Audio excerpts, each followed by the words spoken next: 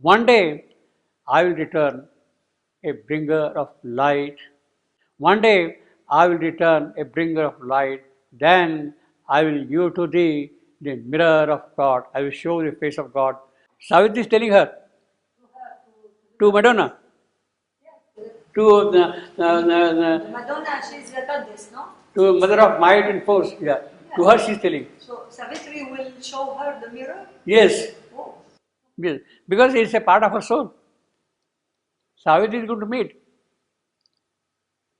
And she says, one day I will return a bringer of light.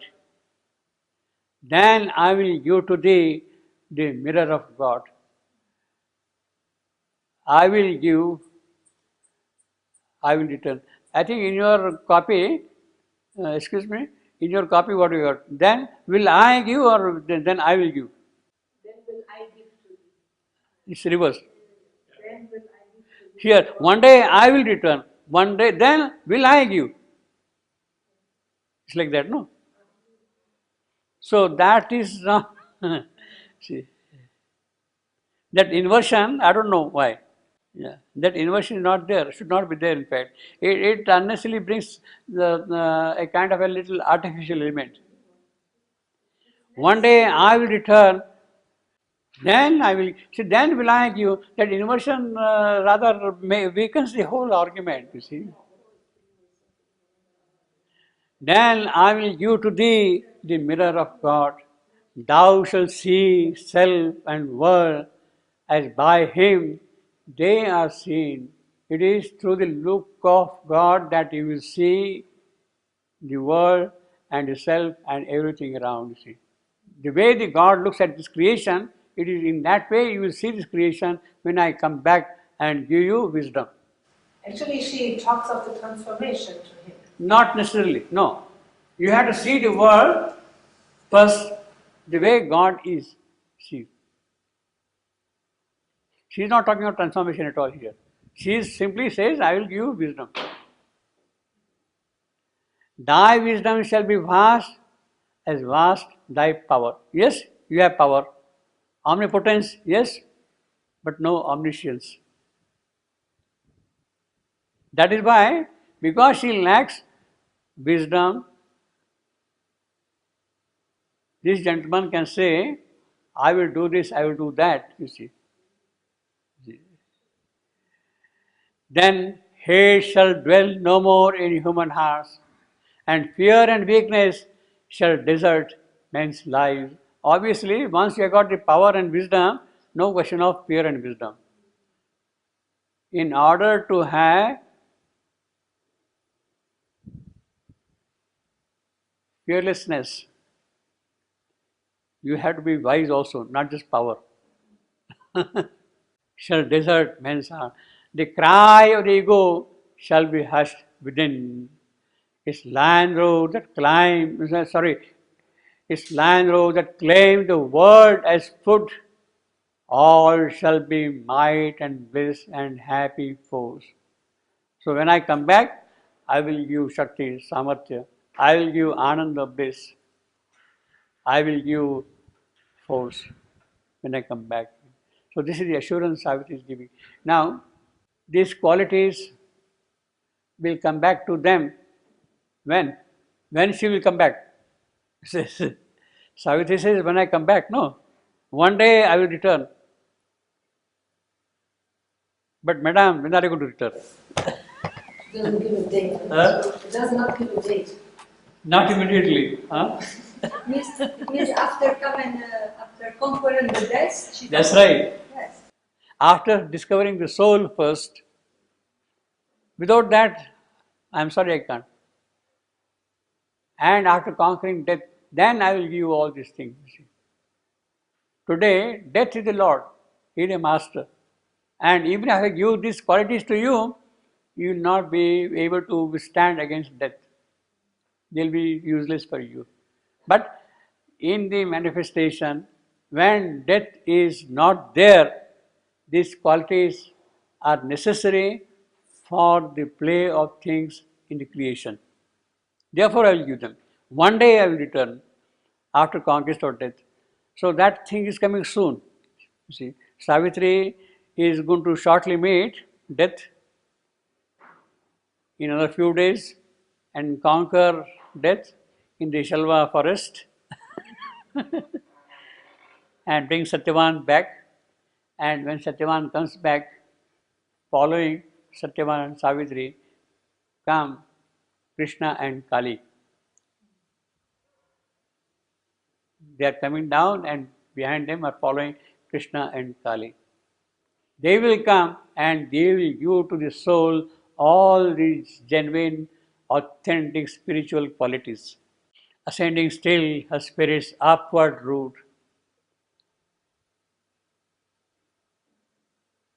As I told you last time, it is a climb upward in the inner world. In the subliminal, she is going step by step above. First, from the Madonna of pity and sorrow and suffering, all that. Then, power of Rakshasa, what we have seen just now. Then, power of wisdom. They are layers or planes in the inner world, one above the other. And therefore, she is ascending. They are all in the inner world, not the spiritual hierarchies of consciousness, but of things which are happen in the inner world, in the subliminal. Therefore, ascending, still her spirit's upward route. Now, this line, ascend, being still, her spirit, she ascend, that is one foot, still, second foot, her spirit, third foot, upward route. All the 5 feet are iambic feet. Short, long, short, long, short, long, short, long, short, long. Ascending still the spirit is upward route. So climbing up, up, up, up, up. The meter goes iambic completely. Meter matches with that, is poetry. So that is the skill of the art of the poet, you see. The thought, the inspiration, the rhythm, all move together in that manner. Ascending still the spirit's upward route, she came into a high and happy space, a white tower of vision when all could be seen, and all was centered in a single view, as men by distance separate scenes grow one, and a harmony is made of views at war. So when you see the mountain from distance, you see a wonderful pageant of the thing. But when you go closer and closer, you start seeing separate things. You are not able to correlate them with each other. And all are centered in a single view. She's climbing the mountain, and therefore she's seeing from above the whole scene now from that. And harmony is made of views at war. When you see individually, you don't see the connections of one color with the other color, but from a distance, you see wonderful pageants. You see. The wind was still, and fragrance packed the air. So while she is climbing up, the poet, the yogi, is also describing his own experience. He's also going with her, and you see that the wind is calm, silent, tranquil, and peaceful, and there is a fragrance floating in the air. There is a fragrance floating in the air. This is what happens in the case of a yogi. When he goes in the inner world, he tastes different kinds of things. He smells different kinds of things. He sees different kinds of things altogether. His vision is different. He hears different sounds of birds, animals, rivers, fountains. The inner ear hears different kinds of sounds. The wind was still and a fragrance packed air. So he has given this kind of example here. In fact, he's saying that packed air. There was a carol of birds and murmur of bees, and all that is common and natural and sweet, yet intimately divine to heart and soul. So it's a very sweet kind of a world in which he is moving now. A nearness thrilled the spirit to his soul, and deepest things seemed obvious, close, and true. Here, living center of that vision of peace, A woman sat in clear and crystal light, bright shining. Heaven had unveiled its luster in her eyes. Her feet were moonbeams, her face was a bright sun. Her face itself was a bright sun, and her feet calm, tranquil. Well, we can just imagine, we can talk about it. See, heaven had unveiled its luster in her eyes, her feet were moonbeams, her face was a bright sun. Her smile could persuade a dead, lacerated heart to live again and feel the hands of calm, mangled, spoiled, lacerated. A low music heard became her floating voice. O Savitri, I am thy secret soul. O Savitri, I am thy secret soul. This is exactly the same line which appears in the earlier two cases also. In the first Madonna, in the second Madonna also. Exactly the same line at this place.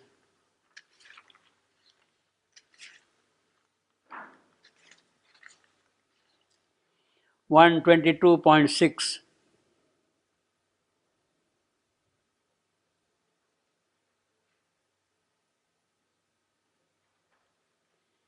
and 123.9.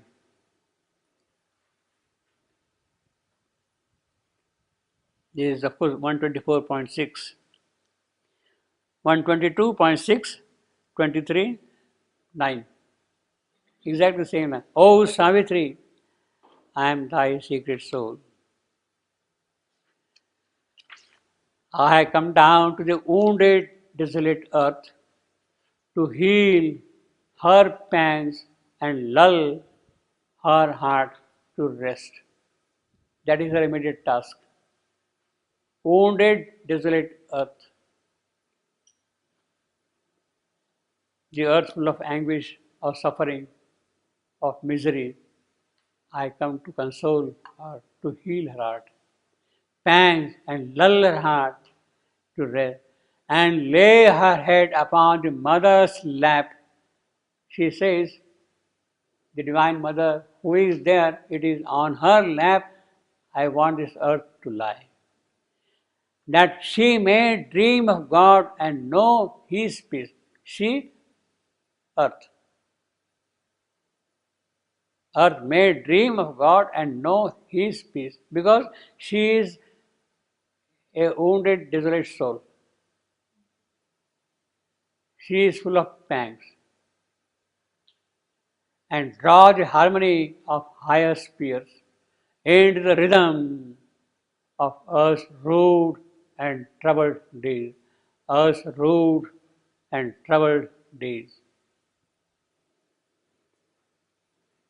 Here she speaks of rude and troubled, rough, uneven, troubled, full of turmoil, anguish, quarrel, all these things. This is something which could be could be kind of reminiscent of what the Gita says. This world is a transient and sorrowful world. Anityam, asokam, anityam, transient, asukam, which has no sukha, sorrowful. Here we have got rude and trouble. I show to her the figures of bright gods. Her, of course, again stands for earth. Show to her the figures of bright gods.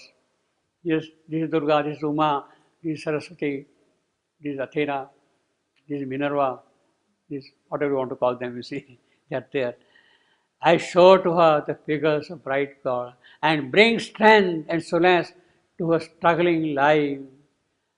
I think that now are only words and forms are revealed to her in the body of their power, revealed to her in the body of their power, in the physical also. I am peace that steals into man's war-torn breast. Yes, Every day, in one part or the other, there is a constant war going on of low magnitude or big magnitude. It is constantly there. It is there through the ages. It has been there through the ages. War-torn breast, amid the rain of hell, his acts create a hostel where heaven's messengers can lodge. A hostel. So there I create a place where the messengers, the angels can come and stay. Heaven's hostel. This is ultra modern. See, when you see modern word, hostel where heaven's messengers can lodge. Hostel. Very unusual, very novel kind of a description. A hostel where heaven's messengers can lodge. The classical description would be an inn where heaven's messengers can lodge. The Victorian description would be an inn, you see. But it is not an inn, it is a hostel, you see. So very vibrant, very modern, very new. I am charity with a kindly hands that bless. So she is a philanthrope. She is giving freely. I am silent with the noisy tramp of life. I am knowledge pouring on her cosmic map. Her, again, earth. Earth's cosmic map. What is the scheme for earth? Knowledge pouring, looking into small little details, attending everything there. In the anomalies of the human heart, where again the Christian, evil and good, see, good and evil, see, where good and evil are close bedfellows, and light is by darkness docked at every step, where his largest knowledge is an ignorance. I am the power that labors toward the best, and works for God and looks up towards the heights. Well, again, here we have got the duality, good and evil, light and darkness, knowledge and ignorance. The duality is there, the Manichaean division of good and bad, of evil. That is the philosophy, Manichaean philosophy. I am the anomalies. So these are the examples of these anomalies. What are the anomalies? Good and evil, light and darkness, knowledge and ignorance, life and death. These are the anomalies. And words of God and looks up toward the heights. I make even sin and error. This is what we saw just now. See, good and evil and sin and error, same occurrence. And all experience a long march towards light. So actually what is the good and what is the evil? They are not ethical aspects. They are not ethical in values. Good is that which promotes your spiritual progress, which takes you closer to the divine. That is the only good. What is evil? Which draws you away from the divine, which pulls you back. It is that which is evil. Same thing applies for sin and error. What is sin? That which takes you away from the path of the divine. And error. Error means you are supposed to go like this, but you are going like that. That is an error. You know that you have to go like this, but you are going like this. That is the error. Departing from the good path, which you know that this is a good path, but still you don't follow that. And all experience a long march towards light.